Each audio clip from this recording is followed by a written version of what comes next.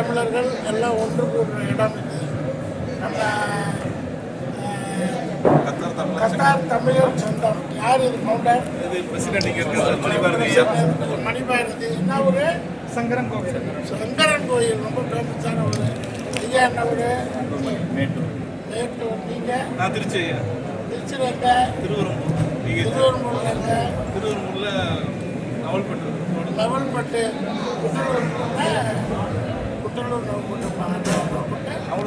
அவளூர் குட்டப்பட்டு. அது ஆதி காலத்தில் பதிஞ்சது. அவளூர் குட்டப்பட்டா போடப்பட்டு. எல்லாம் சங்கர கோயில் திருச்சி. ஸோ கத்தாரில் போய் போயிட்டு கத்தாரில் ஃபோட்டோ கத்தாரில் இருக்கேன் சார். கத்தார் தமிழ் சங்கத்தில் மொத்தம் 1600 மெம்பர்ஸ் இருக்காங்க.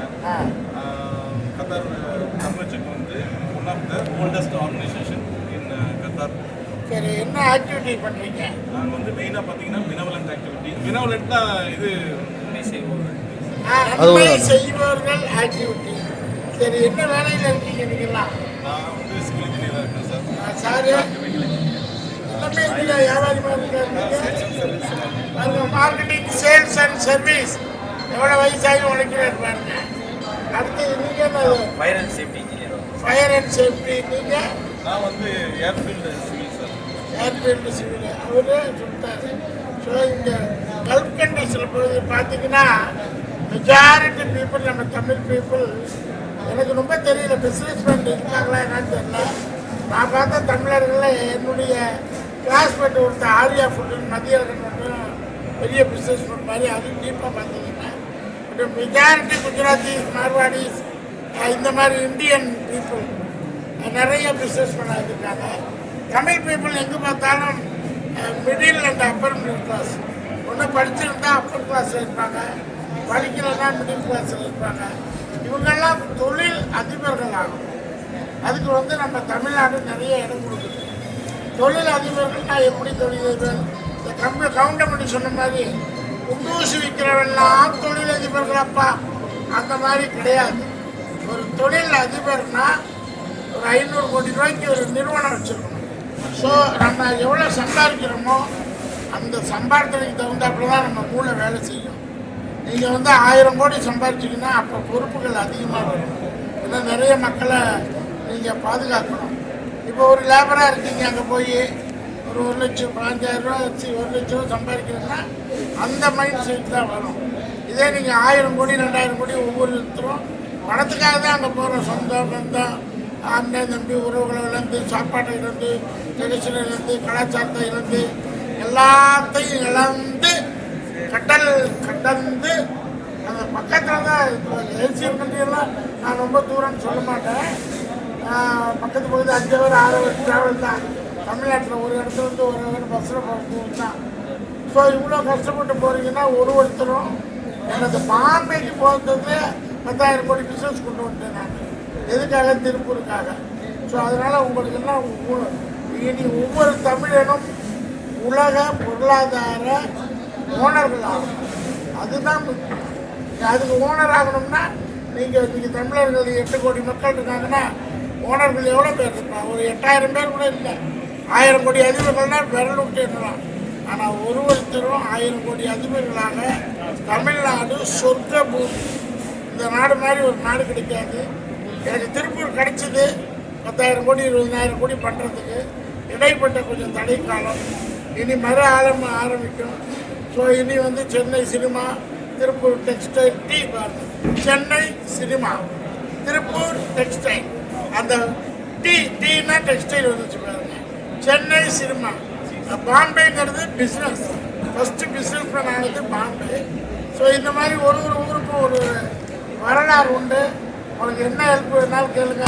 இப்போ இந்த எக்ஸிபிஷன் நீங்கள் போட்டீங்க, என்ன எதிர்பார்க்குறீங்க இங்கே தமிழ்நாட்டிலேருந்து? இப்போ நீங்கள் கடைசி காலத்தில் இங்கேயா அங்கேயா? இங்கே தான் ஒர்க்கு. நீங்கள் என்ன செய்ய போகிறீங்க? என்ன ஆக போகிறீங்க? எல்லாம் இப்போ என்ன கிடச்சிது உங்களுக்கு? இந்த எக்ஸிபிஷன் போனீங்க, வந்தீங்க, என்ன நாலேஜ் கிடச்சிது? 90,000 பேர் தமிழ்காரங்க இருக்காங்க. தமிழ் மக்களுக்கு வந்து நிறைய பிரச்சனைகள். அவங்க எங்கேருந்து போனவங்க? இங்கே தான் தமிழ்நாட்டிலேருந்து போனவங்க. அங்கே என்ன பிரச்சனை? அங்கே பிரச்சனைனா போலீஸ் விசாரணை வந்துடுவாங்க. ஏன் வர்றாங்க? ஏஜென்ட் ஏஜென்ட் பண்ணிடுவாங்க. அப்படி வந்து ஒரு 6 மாதம்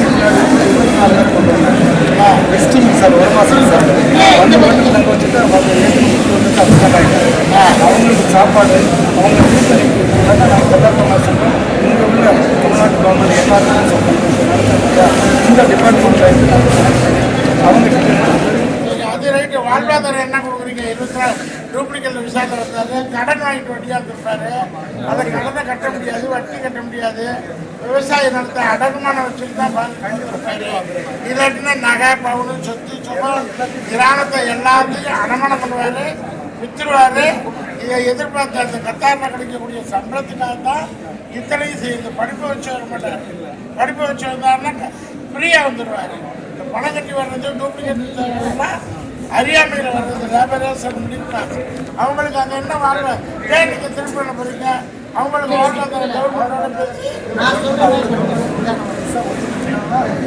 இல்லை, நீங்கள் ஏன் ஒரிஜினல் விசா வாங்கி கொடுக்க முயற்சி பண்ணல?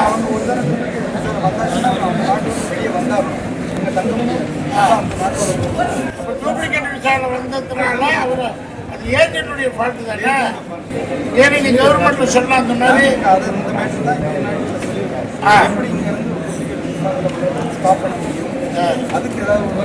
இல்லை இங்கேருந்து வர்றதை தடுக்கிறாங்கன்னு வச்சு அங்கே வந்ததுக்கு அப்புறம் அவங்களுக்கு மறுவாழ்வு. இப்போ இலங்கை தமிழர்கள் அந்த வாழ்வு இல்லை, இங்கே வந்துட்டாங்க.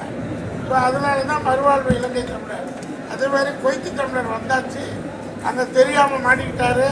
மறுபடியும் அவரை இங்கே கொண்டு வந்து விடுறதுனால அந்த குடும்பம் வளர்ச்சி அடைய போகிறது கிடையாது. ஏன் அங்கேயே நீங்கள் மறுவாழ்வு கொடுத்து அதை நீங்க கவர்மெண்ட் சொல்லும்ல.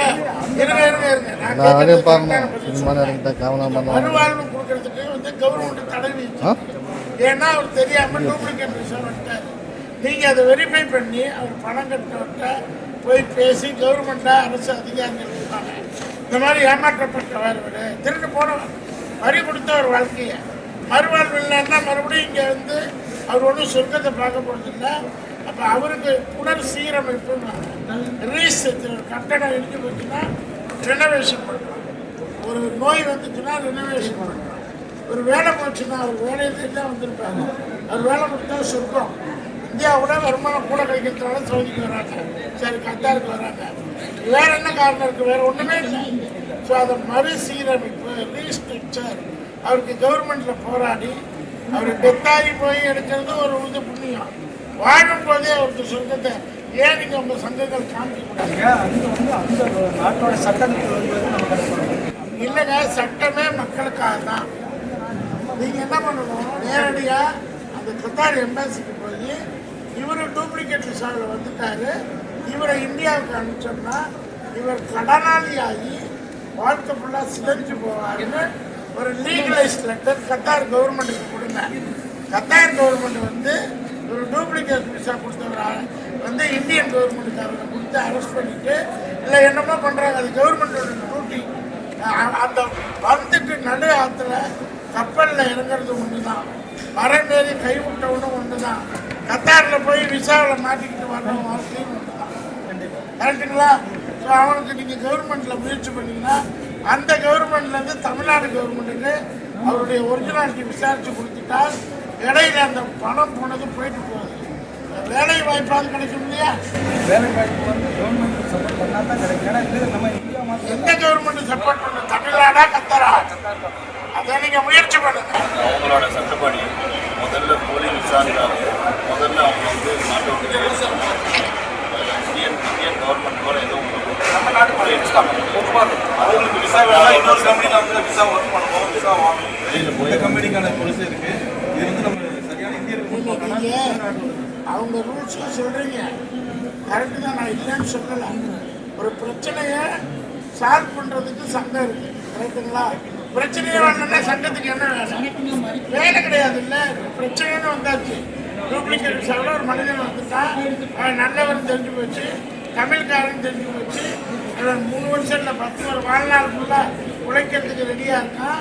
தான் கவர்மெண்ட் லெட்டர் எழுதுட்டேன்.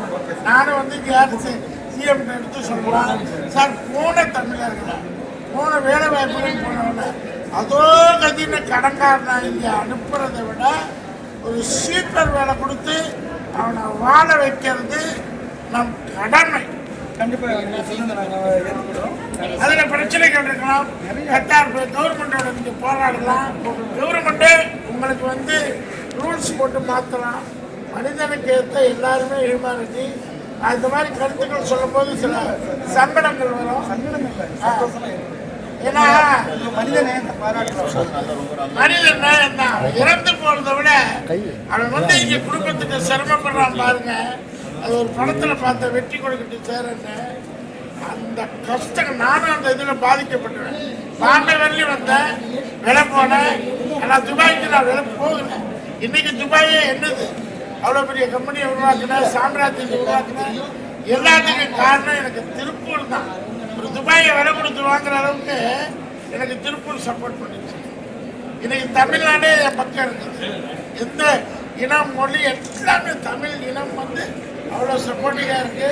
நான் இன்னும் நிறைய கருத்துக்கள் ஒரு கருத்து தான் சொன்னேன். அவன் வேலைக்கு போனால் மட்டும்தான்.